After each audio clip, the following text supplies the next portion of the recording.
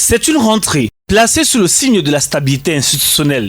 Face aux sénateurs, le doyen d'âge a d'abord salué la continuité de l'action publique marquée par la mise en œuvre de la loi de finances 2026, pilier du développement national. Mais 2026, c'est aussi l'année des grands rendez-vous internationaux. Le pays s'apprête à devenir le centre du monde. Le Sénat accueillera la conférence parlementaire sur l'OMC les 24 et 25 mars, en prélude à la 14e conférence ministérielle de l'Organisation mondiale du commerce. Un défi de taille pour faire entendre la voix du Cameroun dans la redéfinition des échanges mondiaux.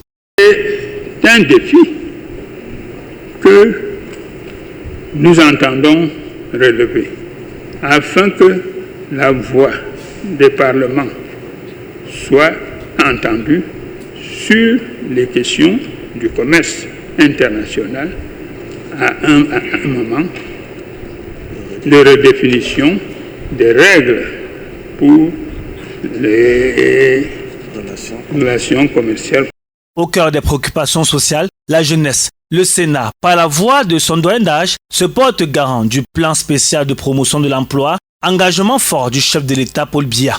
L'institution entend veiller à ce que les promesses gouvernementales se traduisent par des opportunités concrètes pour l'essor des jeunes. Le doyen a également rendu un hommage vibrant à la femme camerounaise. Au-delà des festivités, un appel à l'action a été lancé. Tolérance zéro pour les féminicides et accélération de l'autonomisation financière des femmes. Nous veillerons à ce que les engagements du gouvernement gardent une attention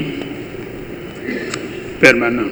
Dans la question lancinante des violences faites aux femmes,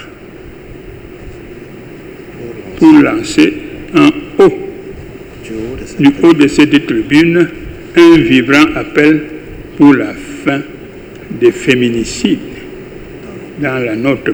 En perspective des prochaines élections municipales et législatives, le Sénat exhorte les femmes et les jeunes à saisir leurs chances pour une participation plus active à la gestion des affaires publiques. La saison politique 2026 a officiellement lancé. Les élections municipales et législatives prochaines offriront aux jeunes et aux femmes l'opportunité de s'engager de manière plus active dans le jeu institutionnel de notre pays. Un discours, deux urgences, l'intégration économique internationale et la protection des droits des femmes. Le décor de cette année législative 2026 est posé. Les sénateurs ont désormais 3 semaines pour transformer ces orientations en actes.